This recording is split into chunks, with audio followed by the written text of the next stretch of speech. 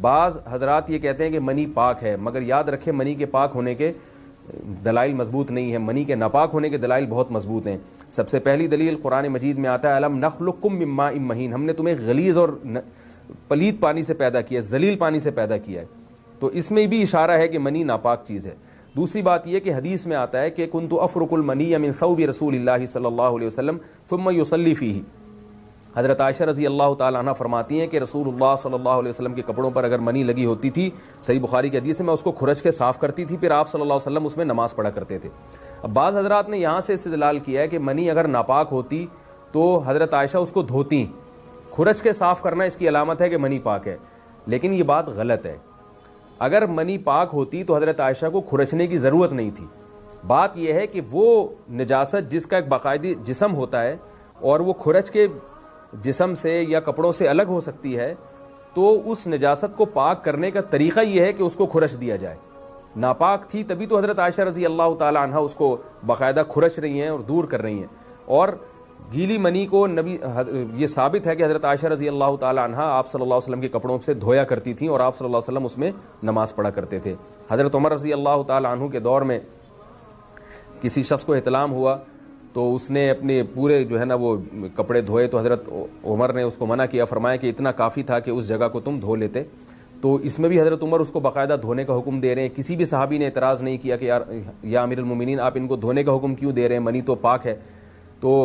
تو منی کے جو ناپاک ہونے کے دلائل ہیں وہ بہت مضبوط ہیں۔ باقی اس کو جو کھرچنے کا حکم ہے وہ اس لیے کہ منی کے پاک جو اگر خشک ہو جائے تو وہ کھرچ کے بھی پاک ہو جاتی ہے، اس کو پھر دھونا ضروری نہیں ہوتا۔ السلام علیکم ورحمۃ اللہ وبرکاتہ، الحمدللہ رب العالمین والصلاة والسلام علی اشرف الانبیاء والمرسلین نبینا محمد وعلی آلہ وصحبہ اجمعین، اما بعد، اعوذ باللہ من الشیطان الرجیم، بسم اللہ الرحمن الرحیم۔ قال اللہ تبارک وتعالی فی قرآن المجید ایحسب الانسان ان یترک سدی الم یکن نطفة من منی یمنی ثم کان علقۃ فخلق فسوی فجعل منه زوجين الذكر والأنثى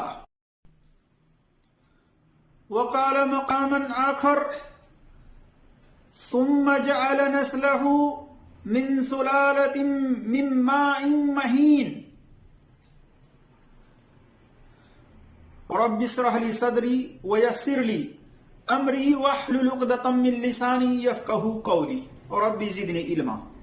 میرے جس دوستوں اور بھائیوں اور میری اسلامی خواتین و حضرات، اللہ تبارک و تعالیٰ کی توفیق سے میں جس ٹاپک پر بات کرنے کی کوشش کر رہا ہوں وہ ٹاپک ہے، وہ موضوع ہے عورت مرد کی منی پاک ہے یا ناپاک ہے، نجس ہے یا نجس نہیں ہے۔ میں پوری دلیل کے ساتھ بتانا چاہوں گا۔ اللہ تبارک و تعالیٰ سے دعا ہے کہ اللہ تبارک و تعالیٰ ہمیں حق بات اور سچ بات کہنے کی توفیق عطا فرمائے، اور جو ہم سے لفظی طور پر کہنے میں خطائیں ہوں اللہ تبارک و تعالیٰ اس کو معاف فرمائے، آمین یا رب العالمین۔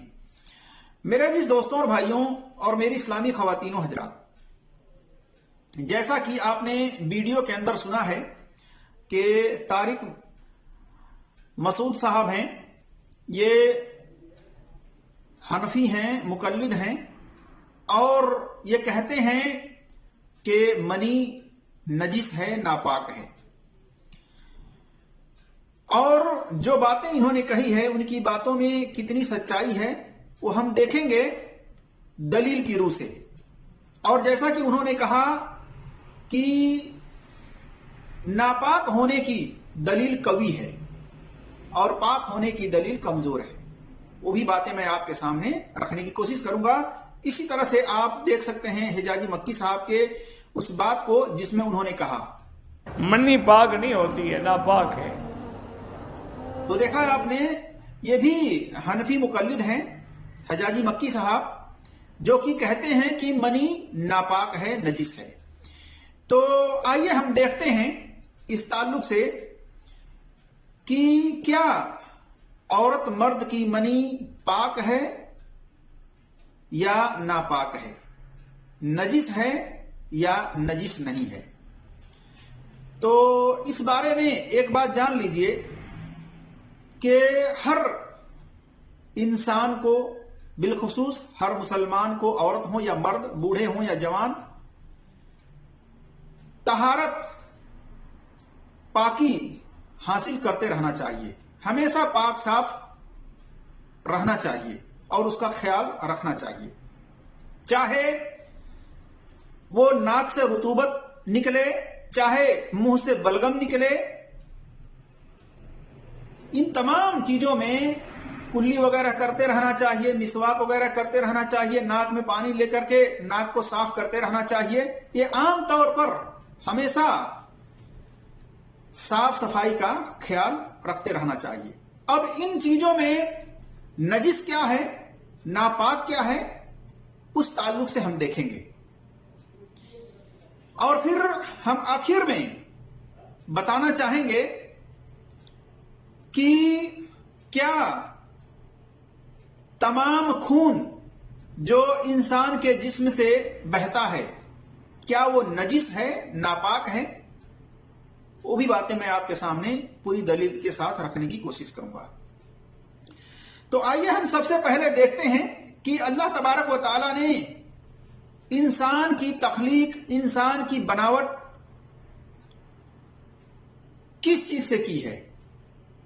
تو اللہ تبارک و تعالی نے سب سے پہلے انسان کو جو بنایا ہے اس کی جو شروعات کی ہے وہ مٹی سے کی ہے۔ مختلف قسم کے مٹیوں کو لے کر کے اللہ تبارک و تعالی نے اس سے انسان کی بناوٹ کی شروعات کی ہے، ابتدا کی ہے۔ جیسے آدم علیہ السلام کے بارے میں جیسا کہ آپ جانتے ہی ہیں کہ آدم علیہ السلام کو اللہ تبارک و تعالی نے پاک مٹی سے مختلف قسم کے اس سے آدم علیہ السلام کی تخلیق کی، اس سے اس کو بنایا، اور مٹی کیا ہے؟ یہ پاک ہے۔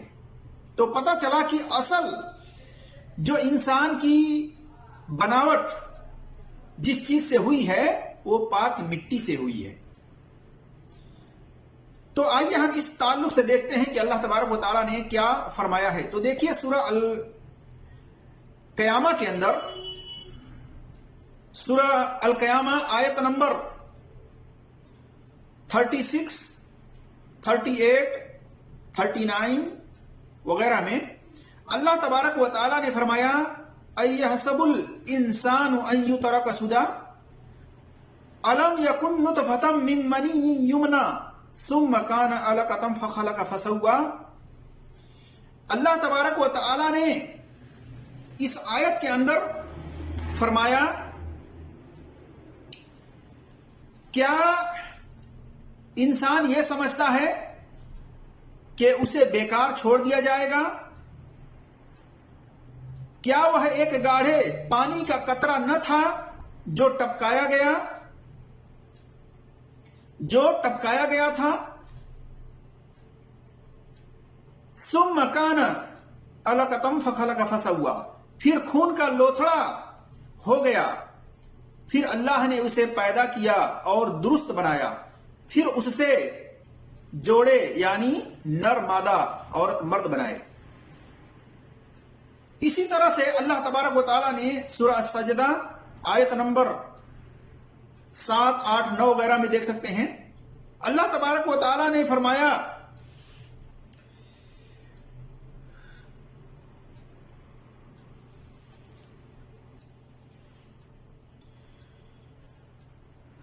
ثم جعل نسلہ من سلالۃ من ماء مہین۔ اللہ تبارک و تعالیٰ نے فرمایا پھر اس کی نسل ایک بے وقت، بغیر اہمیت یعنی معمولی پانی کے نچوڑ سے چلائی۔ اس آیت سے پتہ چلا کہ عام طور پر اللہ تبارک و تعالیٰ نے ایک معمولی عورت مرد کے منی سے انسان کی پیدائش کی ہے اور شروع میں مٹی سے بنایا، جیسے آدم علیہ السلام کو اللہ تبارک و تعالیٰ نے بنایا۔ اسی طرح سے اللہ تبارک و تعالیٰ نے سورہ السجدہ آیت نمبر 7، 8، 9 کے علاوہ سورہ المومنون آیت نمبر 67، سورہ المومنون آیت نمبر 12، سورہ المومن آیت نمبر 67، سورہ المومنون آیت نمبر 12، سورہ طٰہٰ آیت نمبر 55، سورہ انعام کے اندر آیت نمبر 2 وغیرہ ہمیں دیکھ سکتے ہیں۔ یعنی اللہ تبارک و تعالیٰ نے سب سے پہلے انسان کی پیدائش پاک مٹی سے کی ہے اور اسی سے کرنا شروع کی ہے۔ اس کے بعد اللہ تبارک و تعالیٰ نے عام طور سے اسی کی اصل سے پاک نطفے یعنی منی سے نسلوں کو بڑھانے کا سلسلہ شروع کیا۔ اگر منی کو ناپاک کہا جائے گا تو گویا کہ انسان کا شریر، انسان کا جسم ناپاک نجس نطفے سے بنا ہوا خون پھر لوتھڑا کا مجسمہ کہلائے گا، جبکہ منی ناپاک نجس نہیں ہے، کیونکہ ناپاک نجس ہونے کی قرآن اور حدیث میں کوئی دلیل نہیں ہے، جبکہ منی پاک ہونے کی دلیل حدیثوں سے ثابت ہے۔ آئیے ہم اس کے بارے میں بتاتے ہیں۔ آپ دیکھ سکتے ہیں صحیح مسلم کے اندر حدیث نمبر 288 ہے، 668 ہے، 669 ہے اور 672 ہے۔ سنن ابن ماجہ کے اندر حدیث نمبر 537، 539، سنن ابی داؤد میں حدیث نمبر 371، سنن نسائی کے اندر حدیث نمبر 298، 297، 296، 301 اور 302 وغیرہ ہم دیکھ سکتے ہیں۔ ایک آدمی مہمانی کے طور پر عائشہ رضی اللہ تعالی عنہا کے گھر آیا اور ٹھہرا۔ صبح کو اپنا کپڑا دھو رہا تھا اٹھ کر کے، تو عائشہ رضی اللہ تعالی عنہا نے دیکھا تو کہا تمہارے لیے کافی تھا کہ اگر تم نے کچھ دیکھا تھا اپنے کپڑے پر یعنی منی لگا ہوا تو اس جگہ کو دھو لیتے، اور اگر تم نے اسے نہیں دیکھا تو اس کے ارد گرد پانی کے چھینٹے مار لیے ہوتے۔ میں نے اپنے آپ کو اس حال میں دیکھا کہ میں اسے یعنی منی کو رسول اللہ صلی اللہ علیہ وسلم کے کپڑے سے اچھی طرح کھرچتی تھی، پھر آپ صلی اللہ علیہ وسلم اسی کپڑے میں تشریف لے جاتے تھے نماز پڑھنے کے لیے۔ اس حدیث سے پتا چلا کہ منی جو ہے نجس ناپاک نہیں ہے۔ اگر منی ناپاک نجس ہوتی تو اسے دھونا واجب ہوتا، کھرچنے سے اس کے اثرات اس کپڑے میں رہ جاتے ہیں۔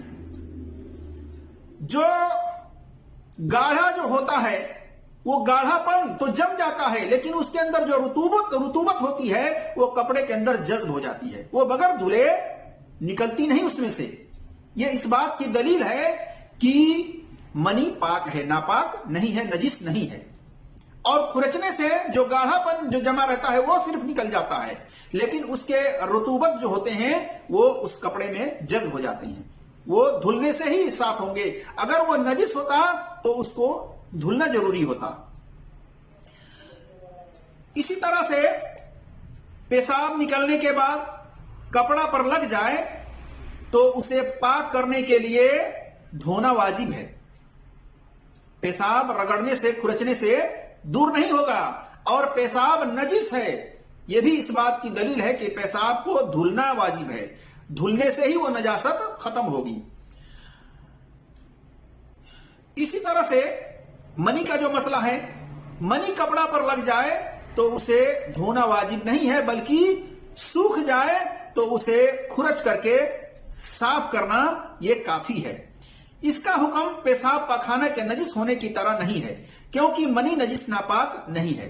اگر نجس ناپاک منی ہوتی تو رگڑنے یا کھرچنے سے پاکی حاصل نہیں ہوتی، بلکہ دھونا ہی واجب ہوتا، اور منی کو دو طرح سے صاف کرنا ثابت ہے، نجاست کے دور کرنے کے بنا پر نہیں، بلکہ کراہیت، ناپسندیدگی کو دور کرنے کی بنا پر۔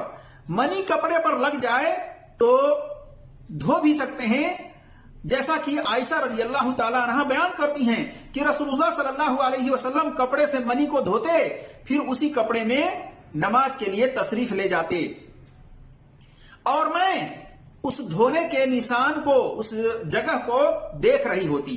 دیکھیے صحیح مسلم میں حدیث نمبر 289، 672، سنن ابن ماجہ میں حدیث نمبر 536 وغیرہ پر۔ اسی طرح سے عائشہ رضی اللہ تعالی عنہ کے منی کو دھونے کا بھی ذکر ہے، کہ عائشہ رضی اللہ تعالیٰ عنہ نے کہا کہ میں اسے یعنی منی کو نبی صلی اللہ علیہ وسلم کے کپڑے سے دھوتی تھی.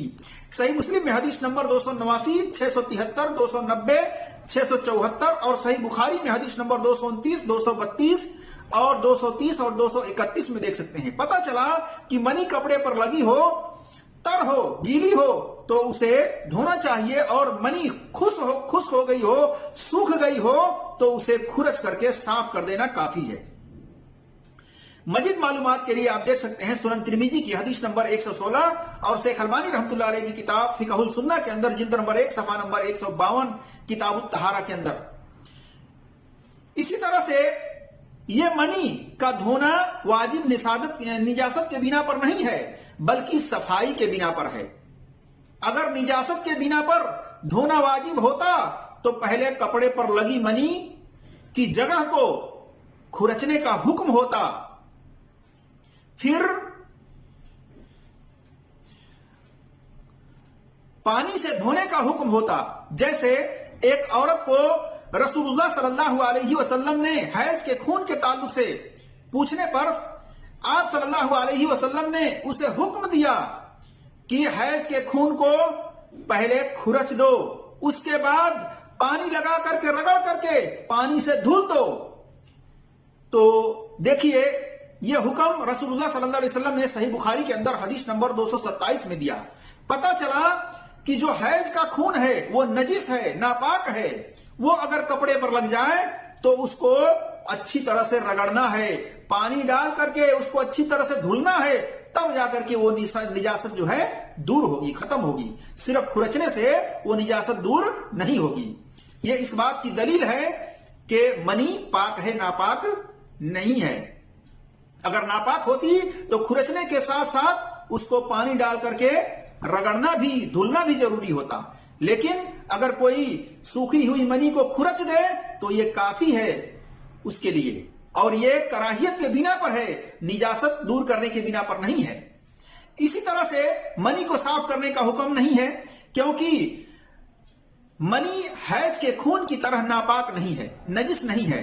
اور اگر منی کو نجس ناپاک ہونے کے بنا پر غسل کرنے کو واجب قرار دیا جائے تو پھر پیشاب پاخانہ نکلنے پر تو بالاولا غسل کرنا واجب قرار پائے گا.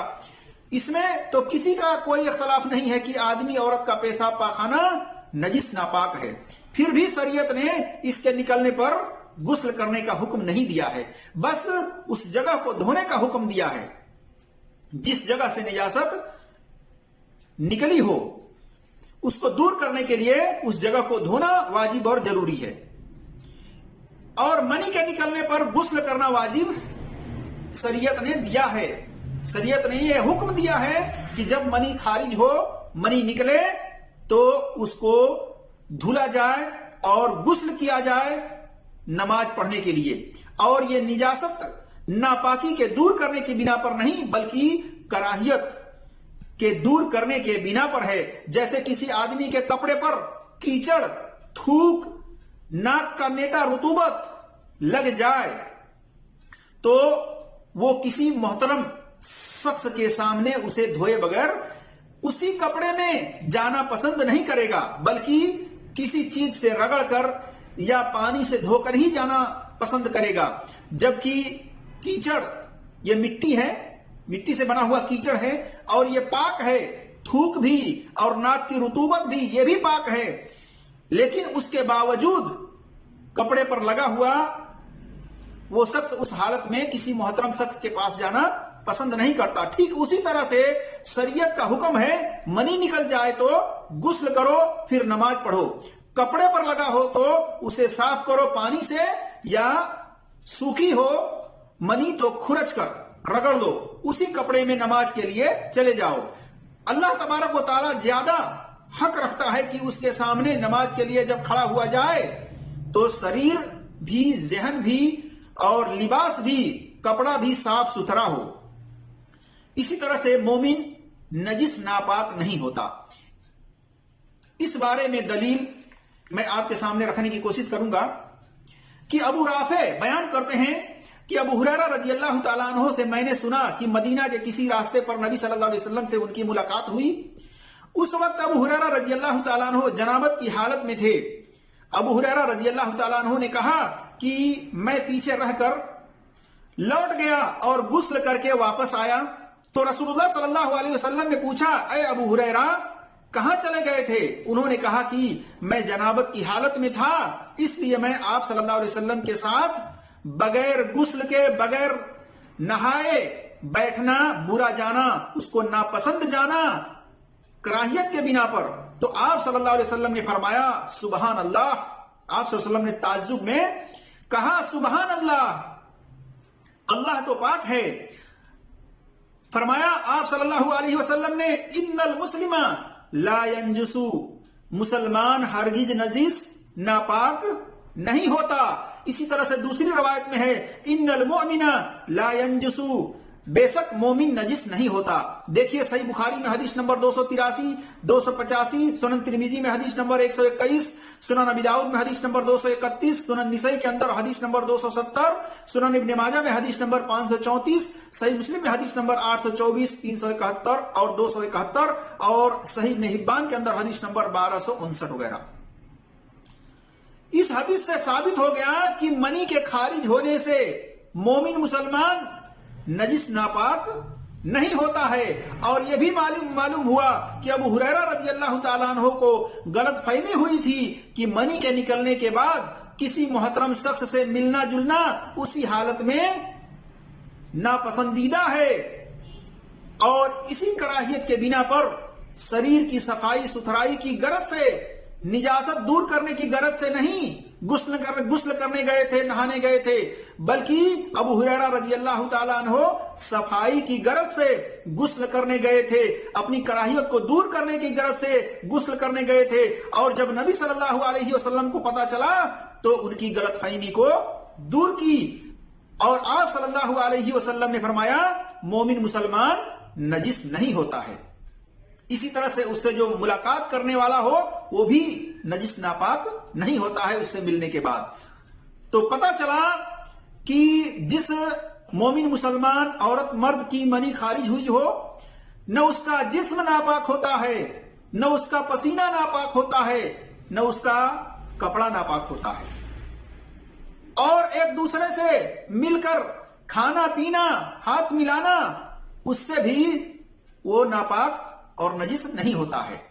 یہ بھی کراہیت کے بنا پر ہے کہ آدمی کو اس سے گھن آتی ہے، جس کی بنا پر وہ آدمی پسند کرتا ہے کہ میں غسل کر لوں، اپنے کپڑے پر لگی ہے منی تو اس کو دھو لوں، تاکہ وہ کراہیت، وہ ذہن میں وہ بات وہ ختم ہو جائے، دور ہو جائے، جسمانی طور پر بھی وہ درست رہے اور اس طرح سے ذہنی طور پر بھی وہ درست رہے، اور اس طریقے سے لباس کے طور پر بھی وہ سمجھے کہ میرا لباس صاف ستھرا ہے، تاکہ کوئی کہہ نہ سکے۔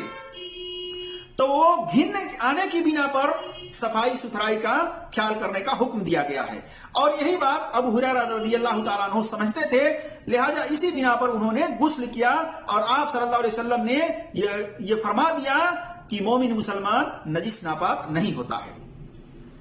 تو ایک بات یہ بھی جان لیں کہ مشرک جو ہوتا ہے وہ نجس ہوتا ہے، عقیدے کے لحاظ سے اور طہارت نہ حاصل کرنے کے بھی لحاظ سے، جیسا کہ اللہ تبارک و تعالیٰ نے فرمایا سورہ توبہ آیت نمبر 28 میں انما المشرک نجس، کہ اے ایمان والو بے شک مشرک نجس ہوتا ہے۔ تو یہ معنوی طور پر ہے کہ مشرک جو ہے نجس ہوتا ہے، عقیدے طور پر وہ نجس ہوتا ہے۔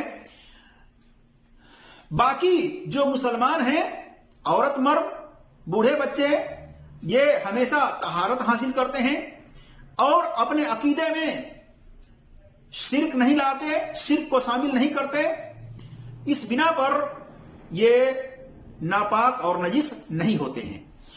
اسی طرح سے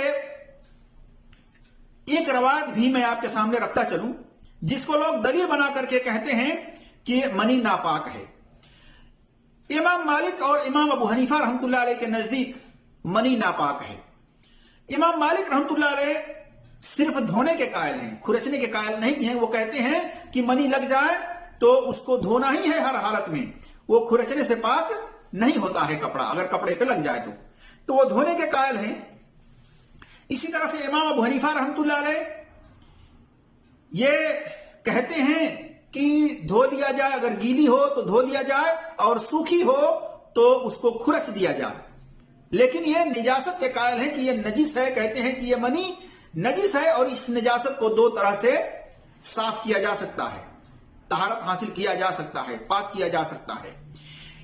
حالانکہ ان کے پاس جو دلیل ہے وہ دلیل قوی نہیں ہے، مضبوط نہیں ہے۔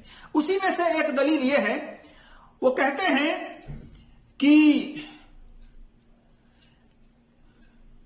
امام ابو حنیفہ رحمۃ اللہ علیہ کے علاوہ امام شوکانی ہیں، وہ بھی منی کو ناپاک کہتے ہیں، نیل الاوتار جلد نمبر 1 صفحہ نمبر 54 میں۔ اور ان کے پاس دلیل ایک عمار بن یاسر رضی اللہ تعالیٰ عنہ سے ایک مرفوع روایت ہے کہ نہ دھویا جائے کپڑا مگر پاخانہ و پیشاب اور مزی اور منی اور خون اور قے سے۔ مسرد بزار کے اندر جلد نمبر 1 صفحہ نمبر 242 میں ہے۔ تخریج الاحادیث ضعفا امام دارقطنی کی صفحہ نمبر 35 اور حدیث نمبر 88 اور سنن دارقطنی میں جلد نمبر 1 صفحہ نمبر 127 حدیث نمبر 1 وغیرہ کے اندر ہے، لیکن یہ روایت سند کے اعتبار سے ضعیف ہے، صحیح نہیں ہے، کمزور ہے۔ اس کی سند میں راوی ثابت بن حماد البصری جمہور محدثین کے نزدیک ضعیف ہے۔ اسی طرح سے امام دارقطنی نے ان کو ضعیف قرار دیا ہے، ضعیف جداً کہا ہے کہ یہ زیادہ ضعیف ہیں۔ الجوفا والمترکین ابن الجوزی کی جلد نمبر 1 صفحہ نمبر 157 میں دیکھ سکتے ہیں اور نمبر ہے 603۔ اسی طرح سے تخریج الاحادیث ضعفا امام دارقطنی کی صفحہ نمبر 35 نمبر ہے 88 اور من تکلم فی دارقطنی صفحہ نمبر 37 اور نمبر ہے 57 وغیرہ میں دیکھ سکتے ہیں۔ اسی طرح سے امام بہقی نے کہا اس کی حدیث باطل ہے۔ ابو جعفر العقیلی نے کہا اس کی حدیث محفوظ نہیں ہے۔ الکامل فی الجوفا جلد نمبر 2 صفحہ نمبر 302 کے اندر نمبر ہے 316۔ اسی طرح سے الجوفا الکبیر جلد نمبر 1 صفحہ نمبر 176 میں دیکھ سکتے ہیں۔ وہ العقیلی فی الجوفا کے اندر جلد نمبر 1 صفحہ نمبر 179 اور 176 اور نمبر ہے 220۔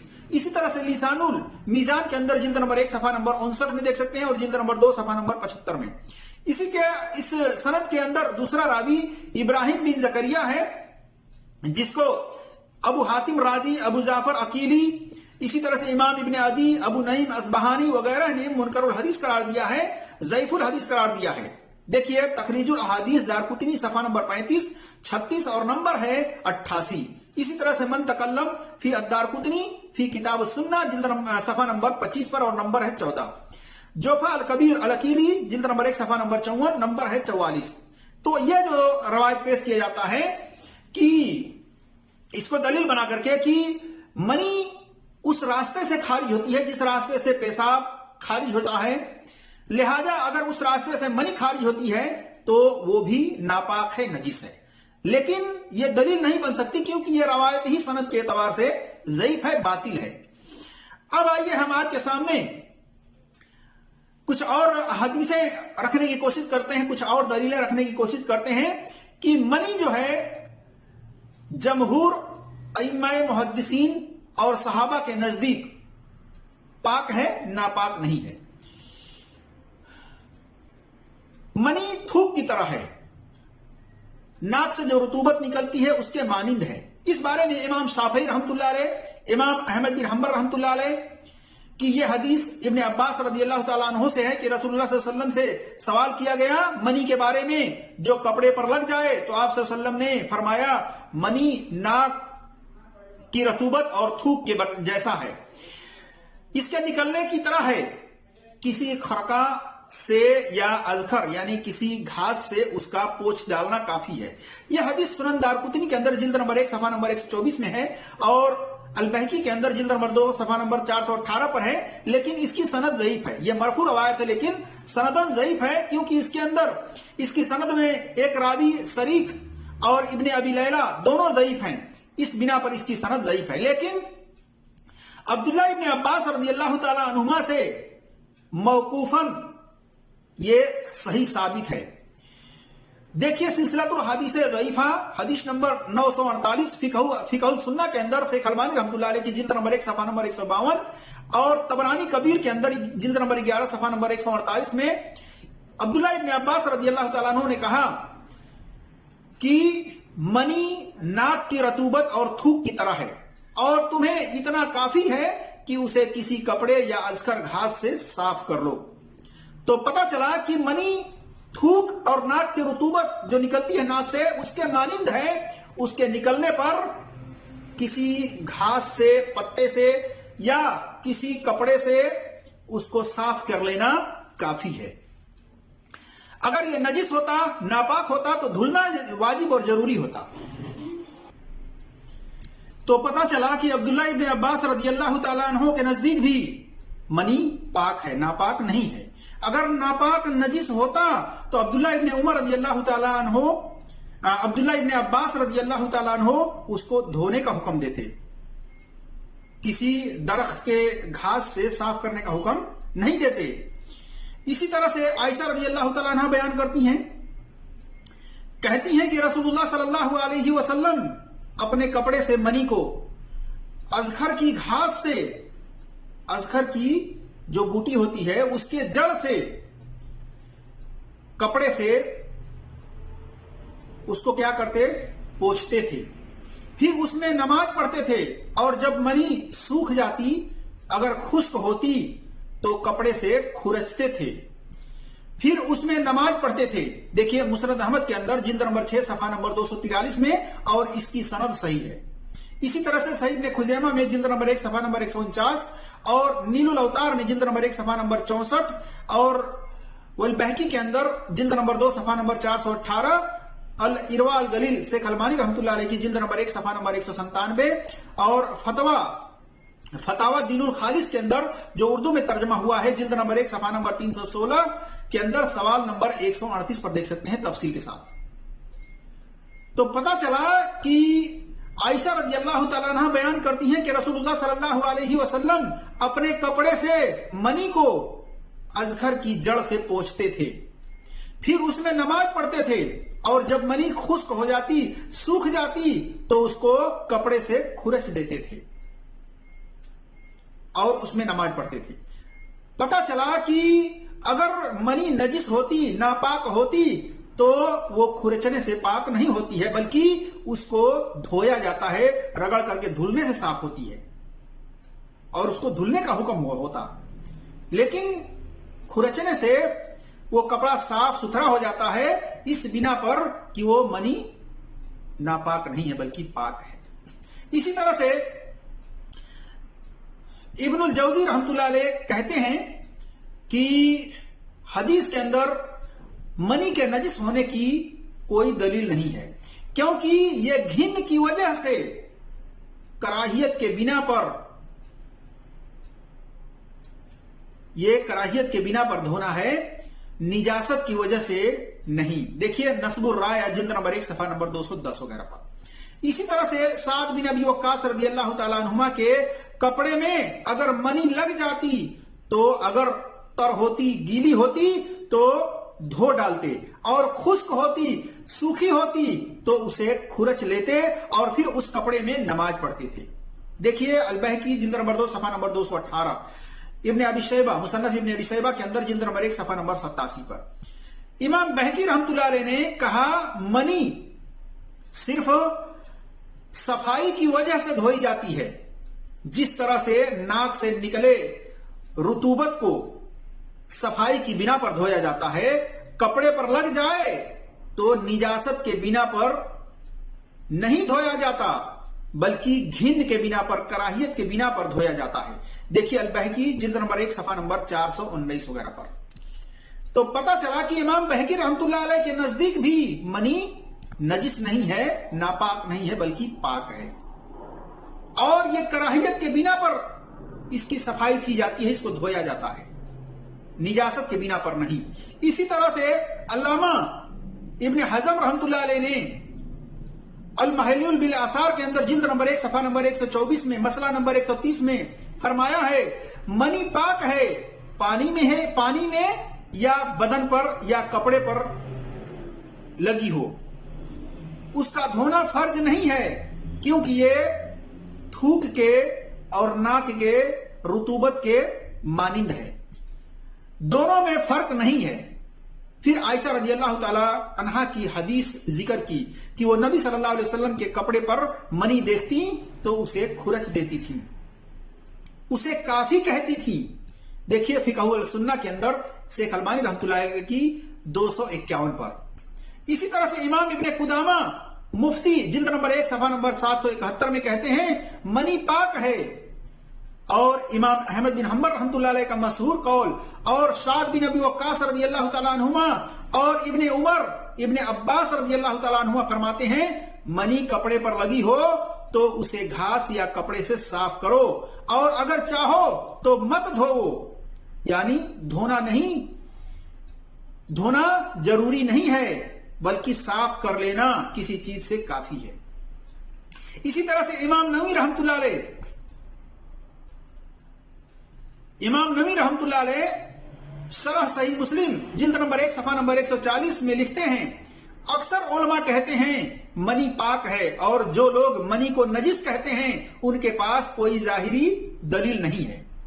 دیکھیے فتاوی جلد نمبر 21 صفحہ نمبر 592، امام نووی کی فتاوی جلد نمبر 21 صفحہ نمبر 592 میں کہتے ہیں کہ اکثر علماء، یعنی علماء کی اکثریت ہے جو منی کو پاک کہتے ہیں، اور اسی میں سے صحابہ کی اکثریت بھی ہے کہ وہ منی کو پاک کہتے ہیں۔ عمر رضی اللہ تعالیٰ عنہ سے کسی نے پوچھا کہ مجھے کمبل پر احترام ہو گیا ہے، تو آپ نے کہا اگر تر ہو، گیلی ہو تو اسے دھو لے، اور خشک ہو تو اسے کھرچ لے، اور پتہ نہ چلے تو اس پر پانی کے چھینٹے مار لے۔ دیکھیے مصنف ابن ابی شیبہ جلد نمبر 1 صفحہ نمبر 85 میں تو پتا چلا کہ عمر رضی اللہ تعالیٰ عنہ کے نزدیک بھی منی پاک ہے۔ اگر ناپاک ہوتی، نجس ہوتی تو آپ اس کو دھونے کا حکم دیتے، کھرچنے کا حکم نہیں دیتے۔ اسی طرح سے امام ابن الجوزی رحمۃ اللہ علیہ نے کہا اس حدیث کی تحت کہ اس حدیث میں منی کے نجس ہونے کی کوئی دلیل نہیں ہے۔ اسی طرح سے حنفی دیوبندی مولانا محمد تقی عثمانی صاحب اپنی کتاب درس ترمذی جلد نمبر 1 صفحہ نمبر 346 پر لکھتے ہیں منی پاک اور ناپاک ہونے میں اختلاف ہے صحابہ کے دور سے۔ تو بتائیں آج اہل حدیث ہم سلفیوں کے اوپر یہ الزام لگایا جاتا ہے، یہ کہا جاتا ہے کہ یہ لوگ منی کو پاک کرتے ہیں، یہ لوگ منی کو پاک کہتے ہیں، جبکہ منی کو پاک کہنے والے اکثریت ہے صحابہ کی، اہل علم کی، کہ وہ منی کو پاک کہتے ہیں، اور صحیح دلیل کے روح سے اصحاب الحدیث کا منہج ہی اس پر راجح ہے کہ منی پاک ہے، ناپاک نجس نہیں ہے۔ اسی طرح سے تقی عثمانی صاحب لکھتے ہیں اپنی کتاب درس ترمذی جلد نمبر 1 صفحہ نمبر 346 پر کہ ابن عمر، ابن عباس رضی اللہ تعالیٰ عنہما، صحابہ اور امام شافعی، امام احمد بن حنبل رحمۃ اللہ علیہ کے نزدیک منی پاک ہے۔ اب بتائیے ان کو کیا جواب دیں گے؟ ان کے نزدیک تو منی پاک ہے اور دلیل کے روح سے ہے، بلا دلیل نہیں ہے، اور ان کے ہاں دلیل قوی ہے، مضبوط ہے۔ اسی طرح سے بریلیوں کے شیخ الحدیث غلام رسول سعیدی شرح صحیح مسلم جلد نمبر 1 صفحہ نمبر 971 پر کتاب الطہارہ میں لکھتے ہیں ساز یعنی ضعیف کمزور قول یہ ہے کہ مرد عورت دونوں کی منی نجس ہے، اور صحیح قول یہ ہے، راجح قول یہ ہے کہ دونوں کی منی طاہر ہے، پاک ہے۔ اور آگے لکھتے ہیں کہ تمام حیوانات یعنی جانور کی منی پاک ہے، لیکن اس میں آگے لکھتے ہیں کہ جو حلال جانور ہیں اس کی منی پاک ہے، جو حرام جانور ہیں اس کی منی ناپاک ہے، جیسے خنزیر وغیرہ۔ اسی طرح سے بریلیوں کے دوسرے مفتی کتاب بحر شریعت حصہ دوم صفحہ نمبر 395 میں لکھتے ہیں عورت کے پیشاب کے مکان سے جو رطوبت خارج ہو، جو رطوبت نکلے وہ پاک ہے، کپڑا بھی پاک ہے، بدن بھی پاک ہے، دھونا ضروری نہیں ہے بلکہ بہتر ہے۔ بتائیے یہ بریلیوں کے مفتی ہیں جو کہتے ہیں کہ عورت کے شرمگاہ سے، پیشاب والی جگہ سے جو بھی رطوبت خارج ہو وہ کیا کہتے ہیں کہ پاک ہے، اور کپڑا پر لگ جائے اور بدن پر لگ جائے تو دھونا ضروری نہیں ہے، واجب نہیں ہے، بلکہ اس کا دھو لینا بہتر ہے۔ اسی طرح سے کچھ احناف بھائی جو احمد قسم کے ہیں وہ کہتے ہیں کہ اہل حدیث سلفی کے نزدیک منی پاک ہے، منی کا کھانا حلال ہے۔ اتنی بڑی تہمت لگاتے ہیں، الزام لگاتے ہیں۔ بھائی یہ بات غلط ہے کہ جو چیز پاک ہو اس کا کھانا بھی حلال ہو، جائز ہو، ایسا کہیں نہیں ہے۔ آپ مٹی کھا سکتے ہیں جبکہ مٹی پاک ہے، مٹی پاک ہے، اسی سے انسانیت وجود میں آئی ہے، اسی کی شروعات ہوئی ہے، تخلیق اسی سے ہوئی ہے سب سے پہلے، تو وہ بھی تو پاک ہے، لیکن کھانا جائز نہیں ہے کیونکہ یہ انسان کی غذا نہیں ہے۔ اللہ تبارک و تعالیٰ نے اس مٹی سے انسان کی پیدائش کی شروعات کی ہے اور یہ پاک ہونے کے باوجود اسے کھانے کا حکم نہیں دیا ہے۔ اسی طرح سے اس کے بعد پاک منی سے عورت مرد کے ملاپ سے انسان کے وجود کو بڑھانے کا سلسلہ قائم کیا، لیکن منی کو کھانے کا حکم نہیں دیا ہے کیونکہ یہ انسان کے کھانے کی غذا نہیں ہے بلکہ وہ انسان کے بنانے کی غذا ہے۔ اللہ تبارک و تعالیٰ نے انسان کو اشرف المخلوقات بنایا ہے، سبھی مخلوق سے بہتر، کسی ناپاک نجس چیز سے نہیں، اصل میں پاک مٹی سے بنایا، اس کی شروعات کی، اس کی ابتدا کی اور اس کے بعد اس کے وجود کو قائم رکھا، اس کا سلسلہ قائم رکھا ایک نطفے تھے، ایک منی کے قطرے سے، اس سے انسان کو بنانے کا سلسلہ جاری کیا، اور اللہ تبارک و تعالیٰ نے انسان کو منی سے بنانے کا سلسلہ جاری کیا، وہ بھی پاک سے۔ اس کی اصل پاک ہے تو اس کی نقل بھی پاک ہی ہے، ناپاک نہیں ہے، نجس نہیں ہے۔ اسی طرح سے اور احناف بھائی کے نزدیک سر سے اترنے والا بلغم بالاتفاق پاک ہے، سر نجاست کی جگہ نہیں ہے، جیسا کہ ہدایہ ما اشرف الہدایہ جلد نمبر 1 صفحہ نمبر 119 میں ترجمہ جمیل احمد دیوبندی کی ہے۔ وہ کہتے ہیں کہ سر سے نکلنے والی بلغم، سر سے نکلنے والی اترنے والی بلغم بالاتفاق پاک ہے، نجس نہیں ہے۔ تو یہ بتائیں کیا کوئی اس بلغم کو کھا سکتا ہے؟ کیا اس کو کھانا پسند کرے گا؟ اس کو تو یہ پاک قرار دے رہے ہیں۔ تو میرے بھائی کوئی ضروری نہیں ہے کہ جو چیز پاک ہو اس کا کھانا بھی حلال ہو، اس کا کھانا بھی جائز ہو، کوئی ضروری نہیں ہے۔ اسی طرح سے دیوبندی مولانا محمد میرٹھی نے لکھا ہے، آدمی کا تھوک و بلغم، ناک کا رطوبت یہ پاک ہے۔ دیکھیے فقہ حنفی پر اعتراض کے جواب صفحہ نمبر 57 پر۔ ایک بات اشرف علی تھانوی صاحب بہشتی زیور حصہ دوم نجاست کا بیان میں صفحہ نمبر 75 مسئلہ نمبر 26 پر لکھتے ہیں، یہ آپ کے یہاں ہے کھانے پینے کا، نجاست کو چاٹنے کا حکم دے رہے ہیں۔ دیکھیے بہشتی زیور کے اندر حصہ دوم نجاست سے پاک، نجاست کا بیان صفحہ نمبر 75 مسئلہ نمبر 26 پر، اور اس کا اسکین بھی ہم انشاءاللہ لگا دیں گے، دیکھ لیجئے آپ اس پر۔ لکھتے ہیں، ہاتھ میں کوئی نجس چیز لگی تھی، اس کو کسی نے زبان سے 3 مرتبہ چاٹ لیا تو بھی پاک ہو جائے گا۔ لیکن آخر میں کیا لکھتے ہیں؟ مگر چاٹنا منع ہے۔ پہلے تو اجازت دیتے ہیں پاک کرنے کے لیے کہ 3 بار کوئی چاٹ لے تو پاک ہو جائے گا، بعد میں کہتے ہیں کہ نہیں، چاٹنا منع ہے۔ تو یہ ہے احناف بھائیوں کا مذہب کہ نجاست کو چاٹنے کا حکم وہ دیتے ہیں اور الزام لگاتے ہیں اہل حدیثوں پر، سلفیوں پر۔ یہ درست نہیں ہے میرے بھائیوں، نجاست تو نجاست ہے، اس کو مکمل طور پر دھونے کا حکم دیا گیا ہے۔ اسی طرح سے خلاصہ کلام یہ ہے میرے عزیز دوستوں اور بھائیوں اور میری اسلامی خواتین و حضرات کہ عورت مرد کی منی پاک ہے، نجس نہیں ہے۔ نجس ہوتی تو اس کپڑے پر لگی ہوئی منی کو صرف دھونا واجب ہوتا، کھرچنا کافی نہ ہوتا، کیونکہ کھرچنے سے نجاست پوری طرح دور نہیں ہوتی ہے بلکہ کچھ نہ کچھ نجاست کا حصہ لگا رہ جاتا ہے، اور نجاست بدن پر لگ جائے یا کپڑے پر لگ جائے تو کھرچ کر، پانی سے رگڑ کر پوری طرح سے دھونے کا حکم ہے، صرف کھرچنے کا حکم نہیں ہے۔ اور منی نکلنے پر شریعت نے حکم دیا ہے غسل کرنے کا، गुस्ल करने का हुक्म दिया है। अगर कोई उजर हो, पानी रहने के बावजूद भी बीमार पड़ने का उजर है तो तयम्मुम कर लें, उस तयम्मुम करके नमाज पढ़ लें। और कोई उजर ना हो, पानी अगर मैसर हो तो फिर नहाना वाजिब और फर्ज है। ये सफाई के बिना पर है। और नमाज पढ़ने के लिए इसी तरह से निजासत के नापाकी को दूर करने की बिना पर नहाना नहीं है, बल्कि शरीर की पूरी तरह से सफाई करके कराहियत को दूर करने की बिना पर यही अक्सर सहाबा और हदीस और सलफ सालिहीन के रूह से राजे है। एहनाब भाई एक बात और भी कहते हैं कि वो औरत के हैज के खून के ऊपर वो उससे जो है वो दलील लेते हैं और कयास करते हैं उसके बिना पर कि तमाम खून नापाक है, नजीस हैं। ऐसा नहीं है।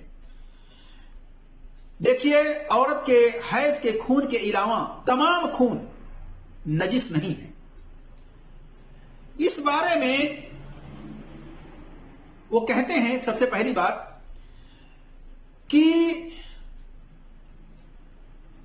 खून को पेशाब और शराब की तरह नजिस मानते हैं। एहना भाई कहते हैं एक दिरहम से ज्यादा कपड़े पर लगा हो तो उसमें नमाज जायज है, जायज नहीं, लेकिन दिरहम पर या दिरहम भर या उससे कम मिकदार में लगा हो तो ये नमाज जायज है, दुरुस्त है। देखिए उम्दतुल कारी जिल्द नंबर 1 सफा नंबर 903 पर दलील में पेश करते हैं अली रजी अल्लाह तआला अन्हु और इब्ने मसूद रजी अल्लाह तआला अन्हु की मरवी रवायत, लेकिन उनका इससे इस्तिदलाल लेना ये दुरुस्त नहीं है, क्योंकि ये रवायत जो है सनद के एतबार से ज़ईफ है। देखिए तोहफतुल अहूज़ी जिल्द नंबर 1 सफा नंबर 447।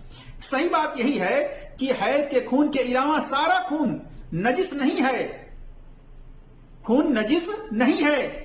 हां, पीना खाना हराम है, लेकिन कपड़े पर लग जाए तो कपड़ा नजिस नहीं होता, उसमें नमाज दुरुस्त है। इब्ने मसूद रजी अल्लाह तआला अन्हु का एक अमल है कि जब वो एक मर्तबा ऊंट को जिबह किए तो उस ऊंट का खून और ओझड़ी का गोबर उन्हें लग गया। उसी दौरान नमाज का वक्त हुआ, नमाज कायम कर दी गई और उन्होंने उनका वजू मुकम्मल था, इस वजह से उन्होंने वजू दोबारा नहीं बनाया कि उनके जिस्म पर जानवर के खून और गोबर लगा हुआ है, लिहाजा वजू टूट गया या कपड़ा नजिस हो गया, नापाक हो गया, इस बिना पर नहीं, बल्कि वो उसको हलाल मानते थे, उसको पाक साफ मानते थे, उसको नजिस नहीं मानते थे। ये एक दलील है, उसी में उन्होंने अपनी नमाज अदा की। देखिए सही तमामुल मिन्ना सफा नंबर 52 अब्दुल रज्जाक के अंदर जिल्द नंबर 1 सफा नंबर 125। इसी तरह से अगर नमाज की हालत में भी अगर किसी मुसलमान के जिस्म से अगर खून जारी हो गया कोई जख्म लगने की बिना पर, तो उस खून के जारी होने से उसका वजू नहीं टूटता, उसका वजू बरकरार रहता है। दलील, एक सहाबी को नमाज की हालत में तीर लगा, दुश्मनों ने तीर मारा और खून जारी होता रहा, लेकिन उन्होंने अपनी नमाज को तर्क नहीं किया, उस नमाज को नहीं तोड़ा, इस बिना पर कि खून जारी हो गया है, खून नजिस है, लिहाजा हमारा लिबास कपड़ा भी नजिस हो गया और वजू भी टूट गया। उन्होंने ये समझ करके नमाज को नहीं तोड़ा बल्कि नमाज को पूरी की। देखिए सुनन अबी दाऊद के अंदर हदीस नंबर 198 और इसकी सनद हसन है, सही है। पता चला कि खून अगर नजिस होता तो सहाबी अपनी नमाज को तोड़ देते। यह इस बात की दलील है कि खून नजिस नापाक नहीं होता। इसी तरह से एक बात यह भी याद रखिए कि आगे और पीछे की शर्मगाह से जो भी चीज खारिज होता है उससे सिर्फ वजू टूटता है, सिवाय हैज के और सिवाय मनी के। अगर मनी खारिज होता है और औरतों का अगर हैज उससे निकलता है तो उससे उसके ऊपर गुस्ल करना वाजिब और फर्ज होता है। और कपड़े पर लग जाए, अगर हैज का खून लग जाए तो उसको अच्छी तरह से रगड़ करके पानी से धोने का हुक्म है, کیونکہ حیض کا خون نجس اور ناپاک ہے، لیکن منی نجس اور ناپاک نہیں ہے. اس کے لیے یہ حکم ہے اور آپ صلی اللہ علیہ وسلم کا یہ طریقہ رہا ہے کہ جب کپڑے پر لگ جاتا، اگر وہ گیلی ہوتی تو اس کو پانی سے دھل دیا جاتا، اور اگر سوکھی ہوتی تو اس کو رگڑ کر صاف کر دیا جاتا. یہ اس بات کی دلیل ہے کہ منی پاک ہے، ناپاک نجس نہیں ہے. اسی طرح سے مزی اور ودی یہ دونوں جو ہے نجس ہے. اس کے بارے میں یہی حکم ہے کہ اگر عورت مرد کے شرمگاہ سے اگر منی کے علاوہ مزی ودی اگر خارج ہو تو اس پر صرف اس جگہ کو دھلنا ہے، اس جگہ کو دھلنا ہے. کپڑے پر لگ جائے تو اس کو دھلنا ہے، لیکن غسل اس پر واجب فرض نہیں ہے. تو میرے عزیز دوستوں اور بھائیوں، میں نے آپ کے سامنے یہ باتیں رکھی ہیں. اسی طرح سے امام ابن شوکانی کہتے ہیں حیض کے خون پر بقیہ خونوں کو قیاس کرنا صحیح نہیں ہے. یعنی حیض کے خون کے نجس ہونے پر اس کے علاوہ تمام خونوں کو اسی کے برابر کر دینا یہ درست نہیں ہے، کیونکہ نجس ہونے کے بارے میں کوئی صحیح دلیل موجود نہیں ہے. حیض کے خون کے علاوہ اور خونوں کے نجس ہونے کے اوپر کوئی صحیح دلیل موجود نہیں ہے. دیکھیے شیخ البانی رحمۃ اللہ علیہ کی فقہ السنہ جلد نمبر 1 صفحہ نمبر 150 پر. اسی طرح سے دیکھیے جو چیز اللہ تبارک و تعالیٰ کی کتاب میں جس چیز کو حرام قرار دیا گیا ہے اس کو حرام سمجھیں، جس کو حلال قرار دیا گیا ہے اس کو حلال سمجھیں. اسی طرح سے قرآن کی ایک آیت ہے جو کہ آپ دیکھ سکتے ہیں سورہ انعام آیت نمبر 145 میں. اس میں خون کے بارے میں اور خنزیر کے بارے میں ذکر کیا گیا ہے اور مردار کے بارے میں ذکر کیا گیا ہے، لیکن اس سے مراد فقہا لیتے ہیں، اور فقہا کا اس بات پر اجماع ہے کہ اس سے مراد خنزیر کی نجاست ہے، کہ خنزیر جو ہے وہ نجس ہے، چاہے اس کو ذبح کیا ہی گیا ہو کیوں نہ. جیسا کہ فقہ السنہ کے اندر امام شیخ البانی رحمۃ اللہ علیہ کی دیکھ سکتے ہیں تفصیلات جلد نمبر 1 صفحہ نمبر 151 پر. المغنی جلد نمبر 1 صفحہ نمبر 52 میں تفصیل سے دیکھ سکتے ہیں. تو پتہ چلا میرے عزیز دوستوں اور بھائیوں اور میری اسلامی خواتین و حضرات کہ عورت مرد کی منی اگر خارج ہوئی ہے تو اس کی وجہ سے ان کو غسل کرنا واجب اور فرض ہے، جسم کے پاکی کے لیے، نماز پڑھنے کے لیے نہانا ضروری ہے، واجب ہے. اور اسی طرح سے اگر کپڑے پر لگ جائے اور کپڑے پر اگر تر ہو، گیلی ہو تو اس کو دھو دینا چاہیے. اور اگر سوکھ جائے، نظر آئے سوکھ جائے تو اس کو اچھی طرح سے کھرچ کر کے اور اس میں آپ نماز ادا کر سکتی ہیں، جیسا کہ آپ صلی اللہ علیہ وسلم کا یہ طریقہ رہا ہے. عائشہ رضی اللہ تعالیٰ عنہا اس طرح سے کیا کرتی تھی. اور اسی طرح سے اگر نظر نہ آئے کپڑے پر تو پھر اس پر پانی کے چھینٹے مار دینا کافی ہے. یہ تمام حدیثوں سے، تمام دلیلوں سے یہ بات ثابت ہوئی کہ عورت مرد کی منی یہ نجس ناپاک نہیں ہے بلکہ پاک ہے، اور اس طرح سے اس کے نجس ہونے پر کوئی صحیح دلیل قوی نہیں ہے، بلکہ یہ رائے اور قیاس ہے لوگوں کا جس کی بنا پر یہ دلیل دیتے ہیں.